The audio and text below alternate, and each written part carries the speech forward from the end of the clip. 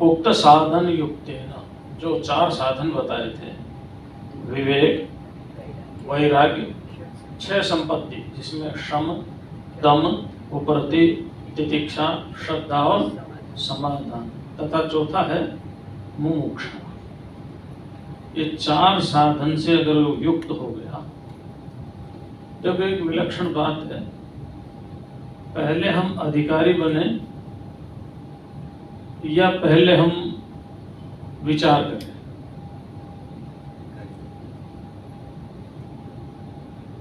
बात यह है, अधिकारी हम हैं या नहीं हैं, पहले तो हमारे अंदर दुखों को दूर करने की इच्छा ही पैदा होती है कि कैसे दुख दूर हो। और जब आचार्य के द्वारा, वेदों के द्वारा जब हमें पता चलता है दुख दूर होने का जो शाश्वत आनंद की प्राप्ति है, परमात्मा की प्राप्ति है, उसका ये मार्ग है, तब हम उस मार्ग पर चलते हैं तो हमारे अंदर अधिकार का भाव आ जाता है, अधिकारी बन जाते हैं उस मार्ग में। तो उस मार्ग पर चलने का अधिकारी कौन है? तो उसमें आया विवेक, वैराग्य। जिसको वैराग्य होता क्या है, अगर आप सतमार्ग पर चल रहे हैं तो ईश्वर से तो राग हो जाएगा, और ईश्वर से जो दूसरा उससे अपने आप ही विराग हो जाएगा, करना ही नहीं। अगर जिज्ञासा तीव्र हो गई, ये नहीं करना कि मैं इससे वैराग्य करता हूं, नहीं। आप एक से राग कर लो, दूसरे से विराग हो जाएगा। ईश्वर से राग कर लो तो संसार से विराग हो जाएगा। हमारा मन का ये स्वभाव है कि वो एक बार एक ही विषय को ग्रहण करता है। अब आप कहते हो कि कैसे संभव है? जब हम गाड़ी चलाते हैं, ड्राइव करते हैं, तो हम सामने भी देख रहे होते हैं, बात भी कर रहे होते हैं, ब्रेक भी लगा रहे होते हैं, एक्सीलेटर भी दे रहे होते हैं, गियर भी बदल रहे होते हैं, एक साथ हम कई काम करते हैं। नहीं, मन की गति इतनी सूक्ष्म है कि हमें पता नहीं चलता। वो एक बार में एक ही विषय ग्रहण करता है, दूसरा विषय ग्रहण करने के लिए दूसरे विषय पर जाएगा तब ग्रहण करेगा। अयुगपत ज्ञानानुत्पत्तिर मनसो लिंगम, ये मन की पहचान है, एक बार में एक विषय ग्रहण करता है। अगर आप परमात्मा से राग कर बैठे तो जब तक परमात्मा से राग है तब तक किसी से राग होने वाला, तो विराग हो जाएगा। अच्छा, परमात्मा से राग कब करें? परमात्मा से राग कब करें? जब हमें परमात्मा का पता चले। जब परमात्मा का पता चलेगा तभी तो हम राग करेंगे। जब पहले परमात्मा का पता नहीं, उनके स्वरूप का पता नहीं, उनकी महिमा का पता नहीं, तो हम उससे क्या लगाव करेंगे, क्या प्रेम करेंगे? कोई वो इंद्रियों के द्वारा प्रत्यक्ष तो है नहीं, भाई चलो रूप दिख गया, भले जानकारी ना हो लेकिन रूप बहुत अच्छा, चलो रूप से ही प्रेम कर लो। ऐसा तो है नहीं, उसमें कुछ दिन साथ रात उसके गुण अच्छे हैं, गुण से ही प्रेम कर लो। उसके पद अच्छा है तो उसके पद से प्रेम कर लो, भाई अच्छे पोस्ट पर है, चलो इससे दोस्ती कर लो। इंद्रिय प्रत्यक्ष तो है नहीं, तो फिर उससे प्रेम कैसे हो परमात्मा से? इसीलिए भगवान श्री कृष्ण ने बहुत सुंदर बात की, तद्विद्धि प्रणिपातेन परिप्रश्नेन सेवया उपदेक्षन्ति ते ज्ञानम ज्ञानिनस्तत्त्वदर्शिनः, कि इसके लिए तत्वदर्शियों के पास जाना होगा। एक बार जिज्ञासा पैदा हो गई किसी के सुनने से, पूर्व जन्म के संस्कारों से, सत्संग करने से, तब उसके ईश्वर के यथार्थ स्वरूप को जानने के लिए 3 कंडीशन है। सबसे पहले विनम्रता, विनम्रता, ईगोलेस पर्सनैलिटी। उसके बाद है इंक्वायरी, परिप्रश्न, इंक्वायरी है। फिर है सेवा। ये 3 चीजें हैं। पहले आप किसी आचार्य के पास जाएं, गुरु के पास जाएं, वहां आप विनम्र भाव से रहें।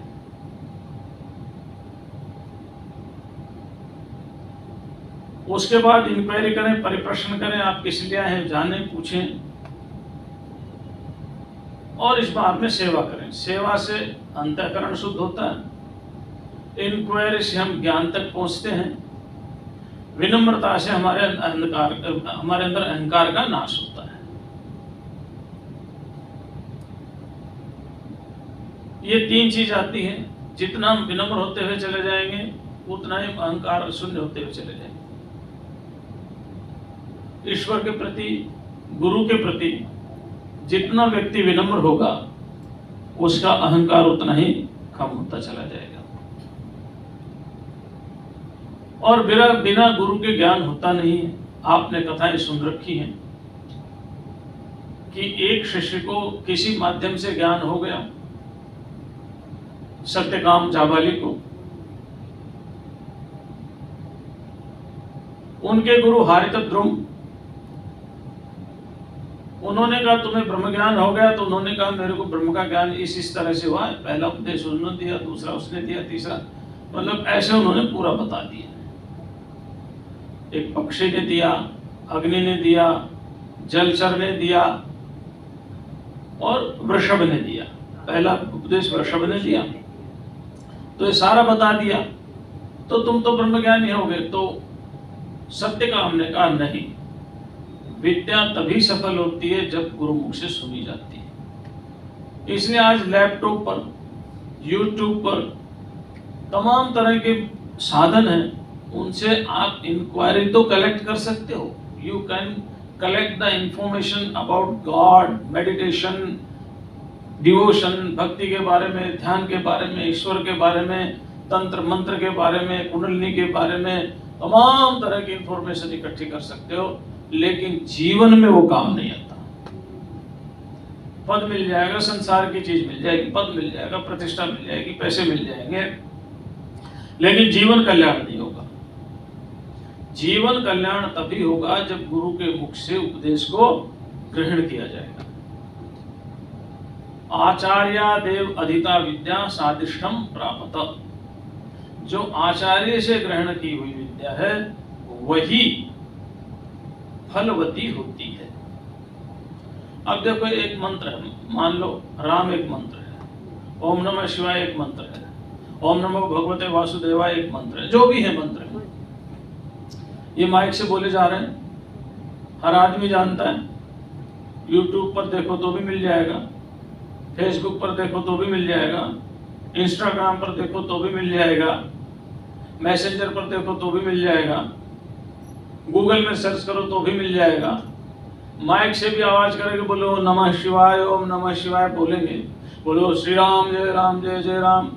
कीर्तन करवाते ना, सब करवाते हैं, ओम नमो भगवते वासुदेवाय। तो लेकिन उससे किसका कल्याण हुआ है? विचार करो, मंत्र तो है, कल्याण किसका हुआ? जिसने इन मंत्रों को गुरु मुख से ग्रहण किया उसी का ही कल्याण हुआ है। क्योंकि गुरु के द्वारा ये सिद्ध किए, अपनी तपस्या से सिद्ध किया हुआ मंत्र, जब वो गुरु के द्वारा सिद्ध किया मंत्र जब शिष्य के पास पहुंचता है तो वो काम आता है। और आप गुरु के पास जाएंगे नहीं, किताबों में पढ़ लेंगे, इसी में बैठ करके पढ़ लिया, ब्रह्म जो है ना वो क्या है, सच्चित आनंद रूप है, अखंड है, एक रस है, सदघन है, चिदघन है, आनंद घन है, सर्वव्यापक है, सर्वांतर्यामी, सर्वेश्वर है, सर्वाधार है, सर्वनियंता है, सर्वरक्षक है, अटरम सटरम सब पढ़ लिया, लेकिन कष्ट अनुभव किया नहीं, मान अपमान सहन किया नहीं, सुख दुख देखा नहीं, किसी की सेवा की नहीं, किसी के पास विनम्रता से जाकर के बैठे नहीं, तो ये सारे शब्दावली आपके कोई काम की नहीं। इसलिए भगवान शंकराचार्य ने विवेक चूड़ानी टिप्पणी में बहुत सुंदर बात, शब्दरण्यम शब्द जालम महारण्यम चित्त विभ्रम कारणम ये शब्दों का जाल महान जंगल है, भटका देता है। तो फिर इस भटकते हुए जंगल से निकलेंगे कैसे? जहां पर आप भटक गए वहीं दोनों हाथ ऊपर उठा करके कह दो, कथम तरेयम भव सिंधु में तत् कावा गतिर्मे कथमोस्ति पायः। हे प्रभु, हे दीननाथ, अब मैं भटक गया हूं, मुझे रास्ता बताओ। और वही आपकी प्रार्थना आपको गुरु के पास लेकर के जाएगी। और जब गुरु से विद्या ग्रहण करोगे तो फलवती होगी, और एक दिन साक्षात परमात्मा आपके सामने उपस्थित हो जाएंगे। अगर आप सगुण की आराधना कर रहे हैं, अगर आप निर्गुण की आराधना करें तो अज्ञान की निवृत्ति हो जाएगी। सीधी सी बात है। तो यहां हम तो निराकार की बात कर रहे हैं क्योंकि ब्रह्म की बात कर रहे हैं, ठीक है ना। तो ये जो विद्या ऐसी नहीं आती, ऐसे फलवती नहीं होती। उक्त साधन युक्तेन, इन साधनों से युक्त होने पर पुरुषेण ही विचारः कर्तव्यः, पुरुष के द्वारा, पुरुष माने स्त्री और पुरुष दोनों है, पुरुष में मैन ही नहीं है, पुरुष में संस्कृत में पूरी कहते हैं शरीर को, शरीर में जो रहता है आत्मा, उस आत्मा को पुरुष कहा है, समझ गए। आइदर मैन, वीमेन और थर्ड जेंडर, कोई भी हो सकता है, कोई भी हो सकता है। तो पुरुषेण माने स्त्री हो या पुरुष हो या थर्ड जेंडर हो, कोई भी हो। जो पूरी माने शरीर, इस पूरी शरीर में जो रहता है उसको पुरुष कहते हैं। पूरी माने अंतरिक्ष, और अंतरिक्ष में जो रहता है व्यापक है उसको परमात्मा कहते हैं। एक को जीव कहते हैं, एक को परमात्मा कहते हैं। तो वहां लिंग भेद नहीं है। तो पुरुषेण, पुरुष के द्वारा, यानी स्त्री हो या नर हो या नारी हो, कोई भी हो, तो पुरुष के द्वारा जब ये साधन से संपन्न हो जाए तो विचारः कर्तव्यः, विचार करना चाहिए। यहां विचार का अर्थ थॉट प्रोसेस नहीं है, ध्यान देना। वेदांत में विचार का अर्थ थॉट प्रोसेस नहीं है। वेदांत में विचार का अर्थ है इंक्वायरी। क्या अर्थ है? इंक्वायरी, परीक्षण, परीक्षण, देखना। क्या देखना? वो बताएंगे आगे। चिंतन करना, श्रवण, मनन और निधिध्यास। तो विचारः कर्तव्यः, विचार करना चाहिए। किस लिए विचार करें? ज्ञान सिद्ध्यर्थम, ज्ञान की सिद्धि के लिए, ज्ञान की प्राप्ति के लिए। भाई ज्ञान की प्राप्ति करके हम क्या करेंगे? किस लिए चाहिए ज्ञान? तो आत्मनः शुभम इच्छता, यदि आप आत्मा का कल्याण चाहते हो तो, ठीक है ना। जिन साधनों से संपन्न पुरुष को विचार करना चाहिए। विचार क्यों करें? ज्ञान सिद्ध्यर्थम, ज्ञान की प्राप्ति के लिए। ज्ञान की प्राप्ति से क्या होगा? शुभम इच्छत, आत्मना इच्छता, आत्म कल्याण होगा, ठीक है ना। तो इसलिए बड़ा सावधानी से हमें, ये परोक्षानुभूति बहुत सहज और सरल ग्रंथ है, और उसमें बहुत कुछ बताया हुआ है। अगर जितना हो सके करेंगे, लेकिन बहुत साधन है, बड़ा अच्छा ग्रंथ है। फिर क्या कहा है? विचार क्यों करें भाई? क्यों करें विचार? नोत्पद्यते विना ज्ञानम विचारेण अन्य साधन ही, यथा पदार्थ भानम ही प्रकाशेन बिना क्वचित। जैसे प्रकाश के बिना कोई पदार्थ दिखाई नहीं देता, प्रकाश के बिना कोई पदार्थ दिखाई नहीं देता, ठीक उसी प्रकार से विचार के बिना ज्ञान नहीं आता। हमने बहुत पहले एक पुस्तक पढ़ी थी, लेखक तो विदेशी था, फिलॉसफी के ऊपर थी वो पुस्तक उसकी। उसमें घटना उन्होंने दी कि एक फिलोसफर कैसे बनता है, कि वो हम उससे सहमत कम है, लेकिन विचार तो है ना उसका, वो विचार तो है, कहाँ तक ग्रहण करना है वो हमें देखना। उन्होंने कहा एक बच्ची एक खिड़की के पास बैठी है, एक बच्ची एक खिड़की के पास बैठी है और एक पक्षी उड़ करके जा रहा है, और बच्ची उस पक्षी को देखती है और फिर वो विचार करती है कि ये कैसे उड़ा, इसने उड़ने की शक्ति किसने दी, इसको ऐसे विचित्र किसने बनाया, इसको पंख किसने लगाया, ये कहां से आया। वो बच्ची विचार कर रही है। तो बोले इस तरह अगर विचार करने लग जाओगे तो आप फिलोसफर बन जाओगे। और अगर वेदांत की भाषा में कहें इस तरह से विचार करने लग जाओगे तो आप यथार्थ को जान लोगे। समझ गए ना?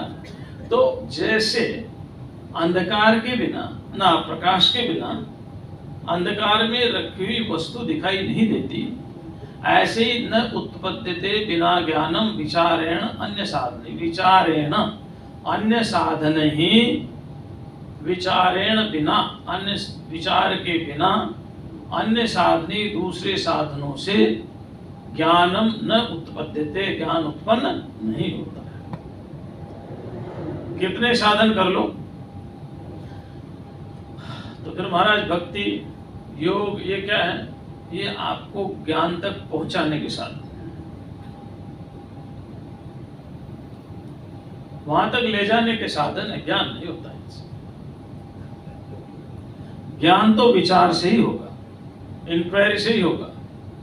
जानो, महर्षि रमण का एक महावाक्य है, महर्षि रमण का, मैं कौन हूं, हु एम आई। महावाक्य उनका हु एम आई।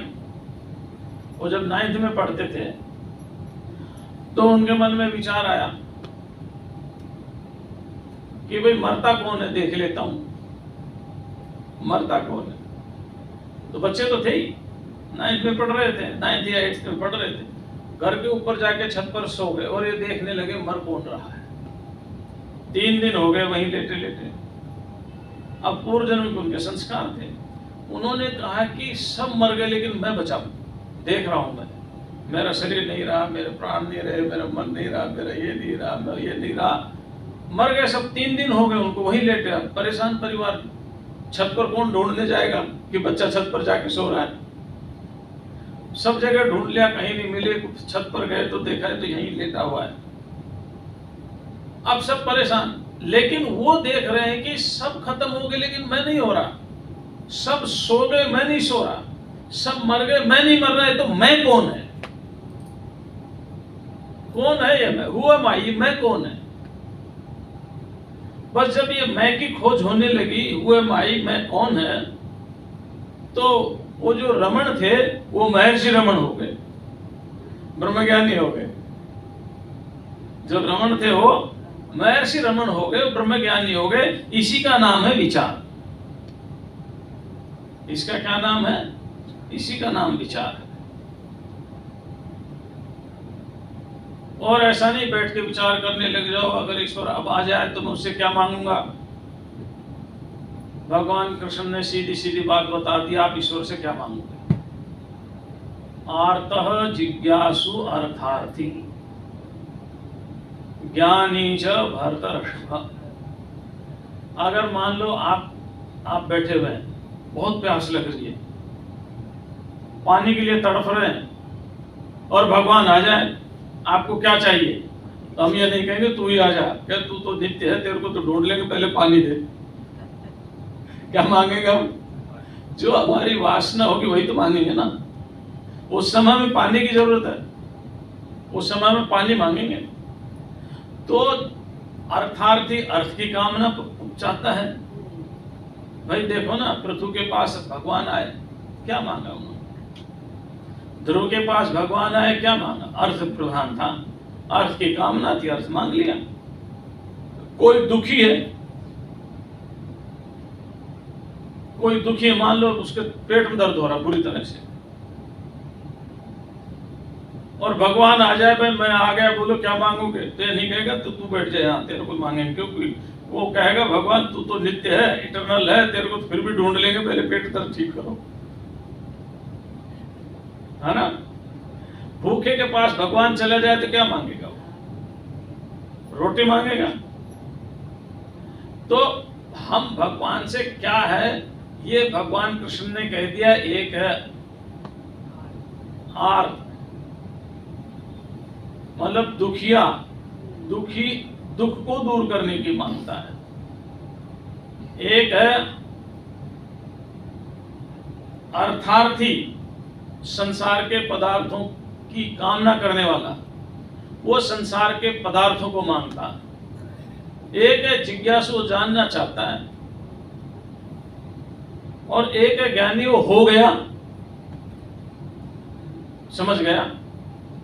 तो धर्म अर्थ काम, धर्म अर्थ और काम, धर्म अर्थ और काम को अगर हम मोक्ष की इच्छा के साथ जोड़ देते हैं तो हमारा धर्म हमें मोक्ष तक ले जाने का साधन बन जाएगा, हमारा अर्थ हमें मोक्ष तक ले जाने का साधन बन जाएगा, और हमारा काम यानी इच्छाएं, डिजायर्स हमारी कम हो जाएंगी, क्योंकि धर्म पूर्वक जीवन है, अर्थ भी धर्म पूर्वक कमाया गया है, इच्छाएं कम हो जाएंगी, और वो भी हमें भगवान की तरफ मोड़ देगा।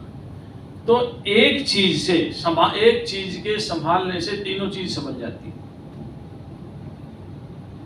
तो यही तो भगवान कृष्ण ने बताया। तो विचार करना है, इंक्वायरी करनी, जैसे रमण महर्षि ने की। नोत्पद्यते विना ज्ञानम विचारेणान्य साधन ही, यथा पदार्थ भानम ही प्रकाशेन बिना क्वचित। क्वचित माने कभी भी और कहीं भी। पदार्थ भानम माने पदार्थ का ज्ञान, भान माने प्रकाश, ज्ञान, समझ कि ये चश्मा है, अंधेरा हो, ऐनक ढूंढना हो तो हमें इसके लिए योग करना पड़ेगा, जप करना पड़ेगा, तप करना पड़ेगा, उपवास करना पड़ेगा, अनुष्ठान करना पड़ेगा। अगर अंधेरा चश्मा ढूंढना है तो क्या करना पड़ेगा? प्रकाश चाहिए। ऐसे ही मैं मेरा क्या स्वरूप है, इसके लिए क्या करना पड़ेगा? विचार करना पड़ेगा, इसके लिए विचार करना पड़ेगा। तो बिना विचार के ज्ञान उत्पन्न होता नहीं। अन्य किसी भी साधनों से विचार के बिना ज्ञान उत्पन्न नहीं होता। तो ध्यान रखना, विचार यहाँ वेदांत में खोज करने का नाम है, खोज करने का नाम, अपने आप को खोजना। और एक ऐसी स्थिति आती है कि खोजते खोजते खो जाता आदमी। तो उपनिषदों में लिखा ना, तत्सृष्ट्वा तदेवानुप्राविशत्, परमात्मा ने दुनिया बनाई और इसी में छिप करके बैठ गया, अब ढूंढते रहो। ऐसे ही जब हम अपने आप को खोजने लगेंगे और जब हमारी खोज पूर्ण हो जाएगी तो हम बचेंगे और कोई नहीं बचेगा। हम बचेंगे और कोई नहीं बचेगा, हम अपने स्वरूप में स्थित हो जाएंगे। तो नोत्पद्यते बिना ज्ञानम विचारेण अन्य साधन ही, यथा पदार्थ भानम ही प्रकाशेन बिना क्वचित। कोहम कथमिदं जातम को वै कर्तास्य विद्यते, उपादानम किमस्ति विचारः सोऽयमिदृशः। विचार किसे कहते हैं? तो यहाँ पूरे श्लोक में 3 बातें बताई इसमें। किसका विचार हमें करना है? पहले जीव का, कोहम, इदम माने संसार, फिर जगत का, कथमिदम, फिर कर्ता से कर्ता यानी ईश्वर, इस जगत का कर्ता कौन है? तो विचार में 3 चीजें हैं, पहले जीव का, जगत का और ईश्वर का विचार करना है। किसी का भी विचार करने से आत्मज्ञान नहीं होता। आप खेत में जाकर के गेहूं के बारे में विचार करने लग जाए, दलहन के बारे में विचार करने लग जाए तो आत्मज्ञान नहीं होगा। आत्मज्ञान होगा इन 3 चीजों से, एक जीव है, एक जगत है और एक ईश्वर है। सबसे पहले तो मैं ही हूं ना, को हम, मैं कौन हूं, कहां से आया हूं, कौन मेरे माता है, कौन मेरे पिता है, मैं बंधन में क्यों बंधा? क्या इस बंधन से छुटकारा हो सकता है? अच्छा, छुटकारा हो सकता है तो सदा सदा के लिए हो सकता है कि टाइम बीइंग के लिए हो सकता है? थोड़े टाइम के लिए हो सकता है। तो सबसे पहले अपने बारे में विचार, ठीक है ना, कि मैं कौन। फिर जगत के बारे में विचार, क्योंकि फिर हमें जो दिखाई दे रहा है वो संसार है, ठीक है ना। क्या है? संसार है। ये कहां से आया है? कथम इदम जातम, ये संसार कैसे पैदा हुआ? उपादान किम अस्ति, और इसका उपादान क्या है? उपादान माने मटेरियल कॉज, ये किन चीजों से बना है? ये जगत कहां से आया है और किन चीजों से बना है? और तीसरा, कर्ता से विद्यते, इसको बनाने वाला कौन है? इसको बनाने वाला कौन? तो तीन चीज है, एक तो जीव, एक जगत और एक ईश्वर। इसी पर विचार करना। धीरे धीरे धीरे धीरे आप इस पर विचार करते चले जाओगे तो देखो, रमन महर्षि ने ओहम, मैं कौन हूं, इस पर विचार किया। और आज का विज्ञान जगत पर विचार कर रहा है कि कोई भी पदार्थ कैसे बना, और उसकी गहराई तक जा रहा है। बस ईमानदार इतना ही है, जहां तक जाता वहां तक कहता यही सत्य है, इससे आगे हमारी खोज नहीं है। क्योंकि इंद्रियों के द्वारा जो अन्वेषण किया जाता है, इन्वेस्टिगेशन किया जाता है, उसकी एक सीमा होती है, मना कर देता है। तो आज का विज्ञान ने जगत के बारे में विचार किया तो बहुत कुछ पा लिया। आज हम बैठे बैठे कितने देशों में लाइव टेलीकास्ट हो रहा, इस जगत के बारे में विचार किया तभी तो हो रहा। वेदांत की दृष्टि में जब जगत के बारे में विचार करेंगे तो जगत दिखाई नहीं देगा।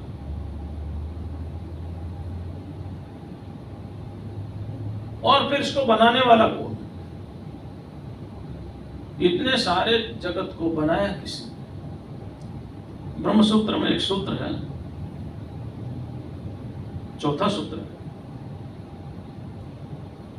जन्माद्यस्य यतः, पहला दूसरा सूत्र, दूसरा है अथातो ब्रह्म जिज्ञासा जन्माद्यस्य यतः, है ना। जन्माद्यस्य यतः में लिखा है भगवान शंकराचार्य ने ईश्वर के अस्तित्व पर, कि इतना बड़ा चित्र विचित्र संसार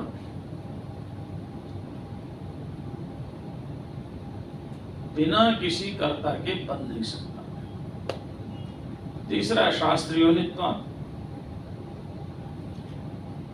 मतलब वो जो करता है, वो जो ईश्वर है, वो कितना ज्ञान विज्ञान संपन्न होगा, इसकी हम कल्पना नहीं कर सकते।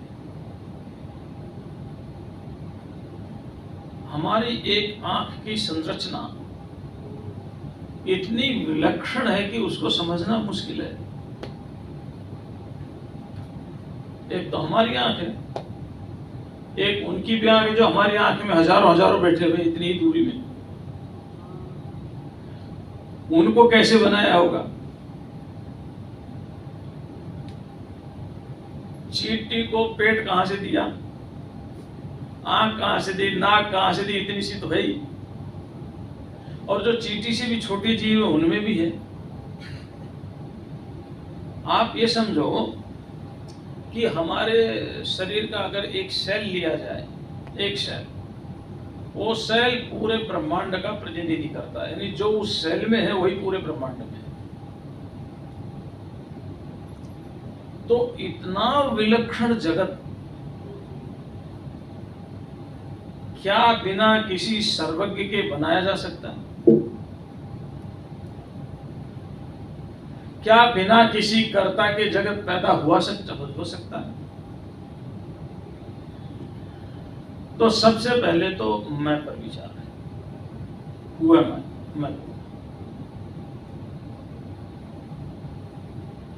विचार करके देख लो।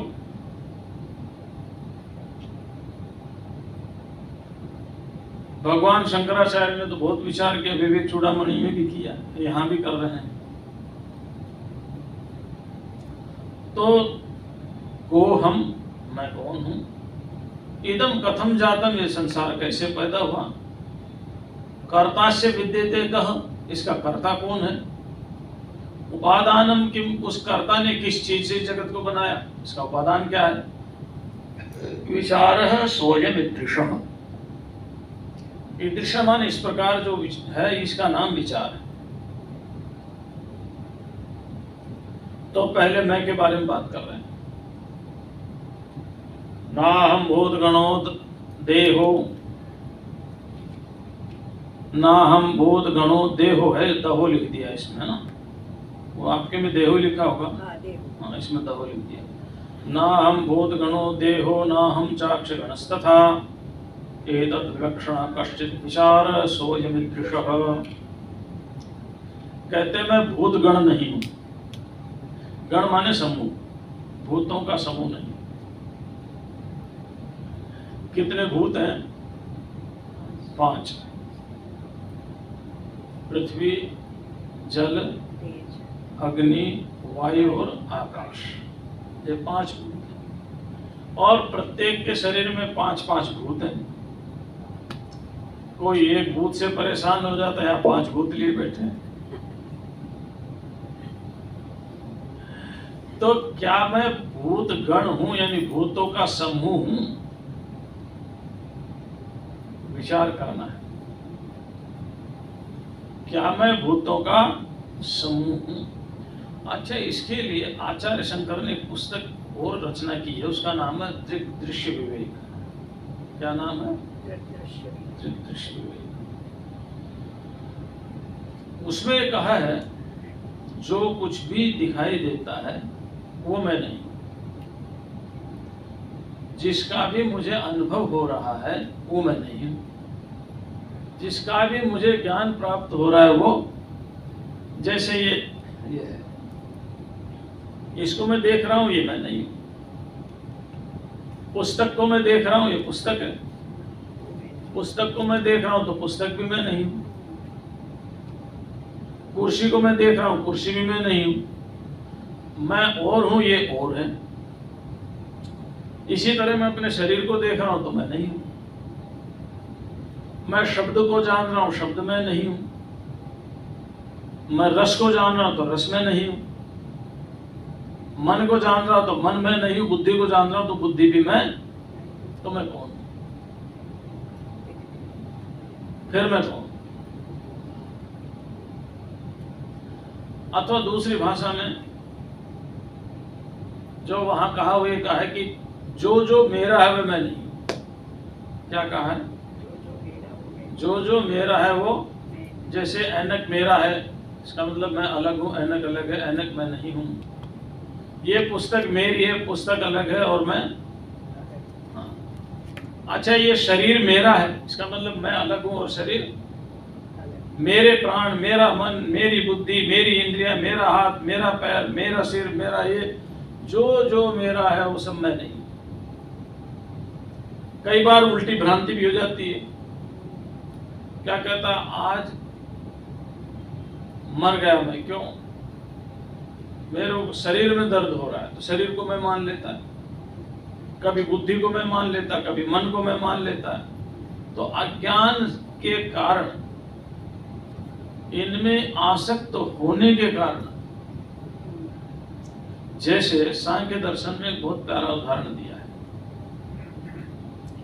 एक स्फटिक मणि है, स्फटिक क्रिस्टल, और एक जपा कुसुम, लीली जिसको बोलते हैं, है ना, लीली। एक जपा कुसुम है। जपा कुसुम जो है लाल होता है और उसका प्रतिबिंब स्फटिक मणि पर पड़ता है।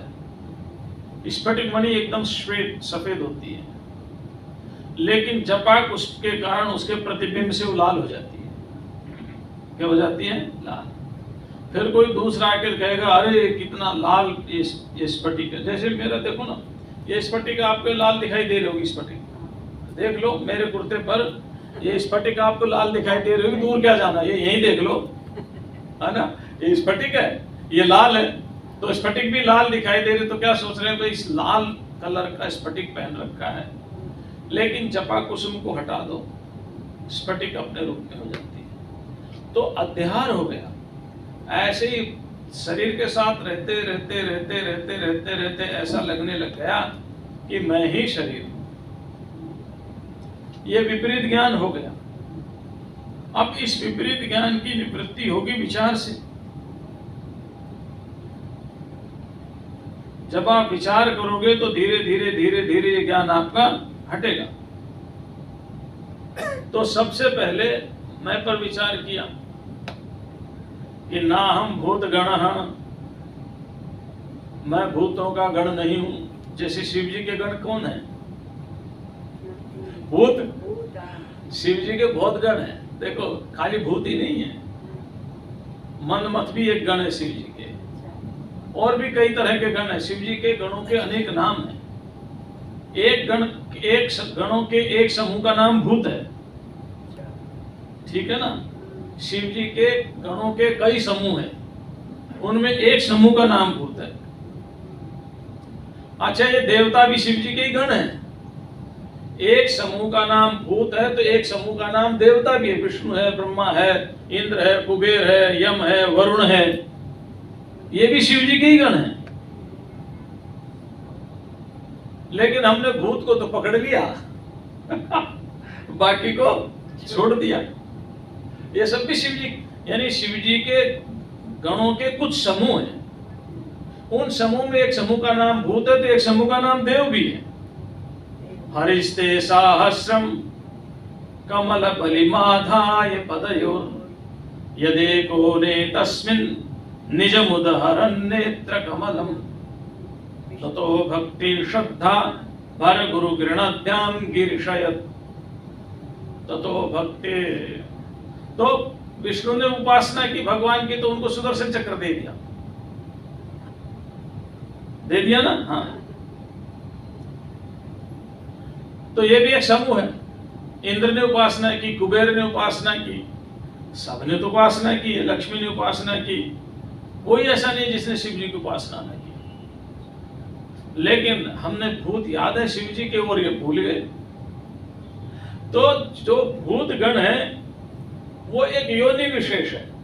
यहां जो भूत गण है वो हमारे शरीर जिन भूतों से मिलकर के बना उनकी बात हो रही है। हमारा शरीर जिन भूतों से मिलकर के बना है, पृथ्वी, जल, अग्नि, वायु और आकाश, इनकी बात हो रही। तो क्या मैं पृथ्वी हूं?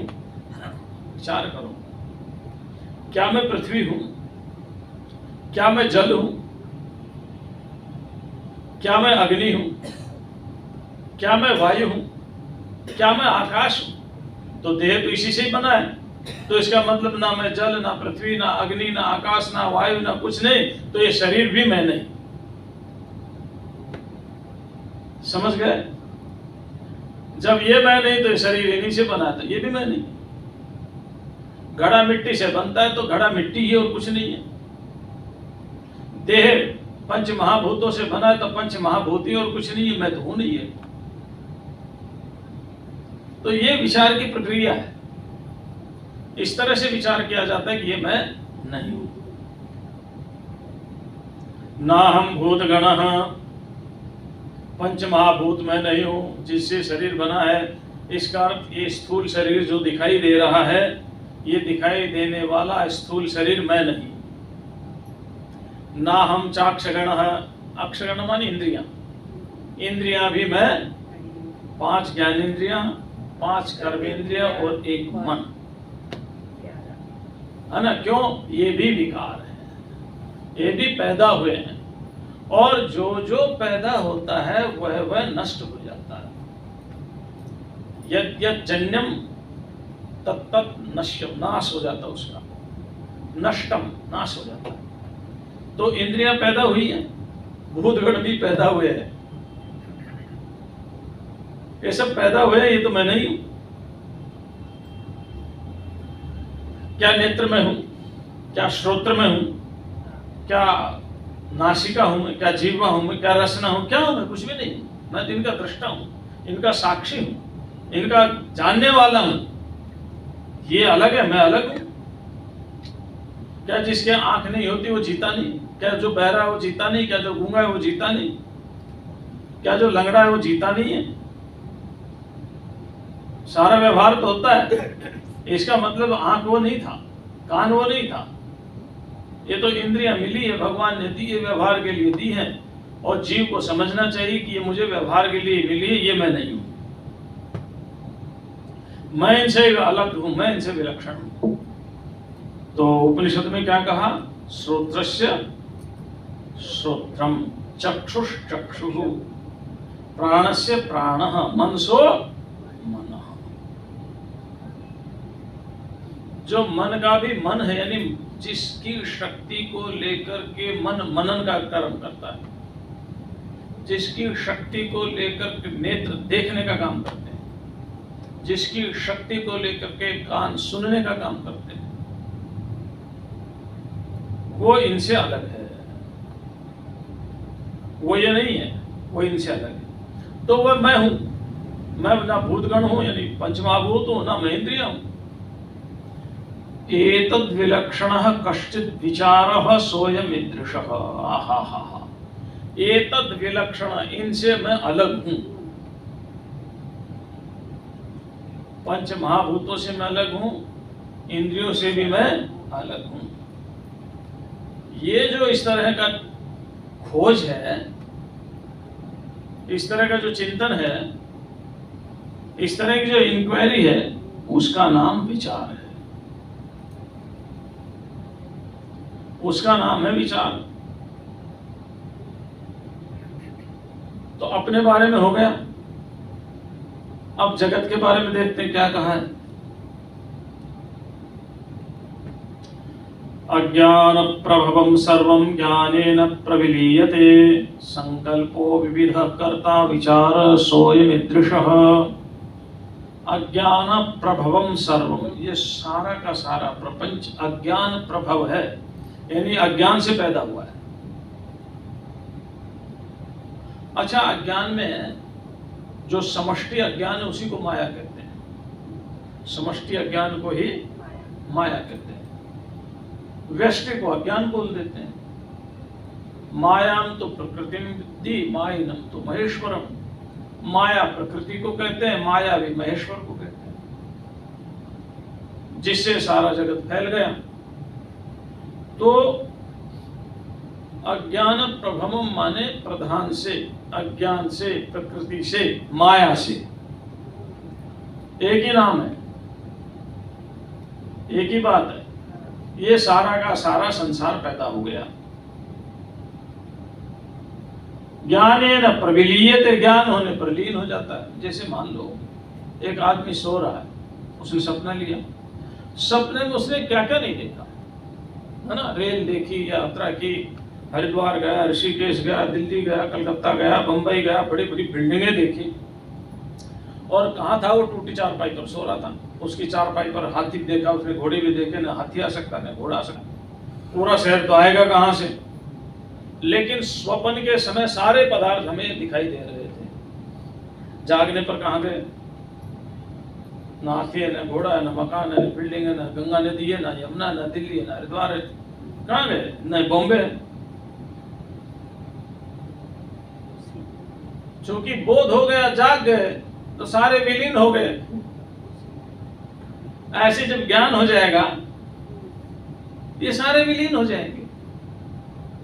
तो अज्ञान प्रभवम सर्वम, सब अज्ञान से पैदा हुआ है। ज्ञानेन प्रविलीयते, ज्ञान से प्रविलीन हो जाएगा। संकल्पो विविध कर्ता, और इसका कर्ता कौन है? संकल्प। देखो, जीव का हो चाहे ईश्वर का हो, सो कामयत, भगवान ने संकल्प किया। एको हम, मैं अकेला हूं, बहु श्याम, चलो बहुत ज्यादा हो, सब प्रजाएय, और इस रूपों में आ गया, अनेक रूप धारण कर लिया। ईश्वर का संकल्प समष्टि का है, हमारा संकल्प व्यष्टि का है। हम अपने संकल्प से पैदा हुए हैं, ये शरीर, और जगत ईश्वर के संकल्प से पैदा हुआ है। वहां अविद्या नहीं है, जीवों के काल कर्म और परिणाम के अनुसार संसार को बनाया है। यहाँ अविद्या है, अज्ञान है कि उन कर्मों का फल भोगते हुए हम सुख दुख का अनुभव कर रहे हैं, जबकि ना मैं सुख हूं ना मैं दुख हूं। क्योंकि सुख भी मुझे अनुभव हो रहा है, दुख भी मुझे अनुभव हो रहा है, मेरे को इसका ज्ञान हो रहा है। इसका मतलब ये अलग है, मैं अलग हूं। लेकिन मान लिया मैं सुखी हूं, मैं दुखी हूं, हाय मैं मर गया, हाँ क्या बात हो गई, आज तो जिंदगी सुधर गई। क्यों सुधर गई, क्यों मरा भाई? तू तो अजर अमर अविनाशी नित्य शुद्ध बुद्ध चैतन्य स्वभाव वाला है, न तेरा मरना है न तेरा जन्मना है। हर घटनाओं के साथ जोड़ करके अपने आप को जन्मना और मरने वाला समझ लिया। तो संकल्प प्रभवः, संकल्पो विविधः कर्ता। संकल्प से सारा का सारा पैदा हो रहा है। अच्छा, हमारे जन्म का कारण हमारा संकल्प है, हमारे दुखों का कारण हमारा संकल्प है, हमारे सुखों का कारण भी हमारा संकल्प है, और हमारी मुक्ति का कारण भी हमारा ही संकल्प होगा। देखिए, अगर मुक्ति होगी तो हमारा ही संकल्प होगा, ईश्वर को सामने प्रकट करना है तो भी हमारा ही संकल्प होगा, ईश्वर में एक हो जाना है तो भी हमारा ही संकल्प। एक संकल्प से अनेक संकल्प पैदा होते हैं और एक संकल्प से सारे संकल्प समाप्त हो जाते हैं। जो पैदा हुआ वो भी खत्म हो जाता है। अखंडाकार अहम ब्रह्मास्मि, अखंडाकार वृत्ति सारी वृत्तियों का निरोध कर देती है और खुद भी खत्म हो जाती है। और संसार की वृत्ति संसार को भी पैदा करती है और वृत्तियां भी पैदा होती रहती हैं। ये विचार की बात है। आज इतना ही, शेष कल करेंगे। ओम शांति शांति शांति।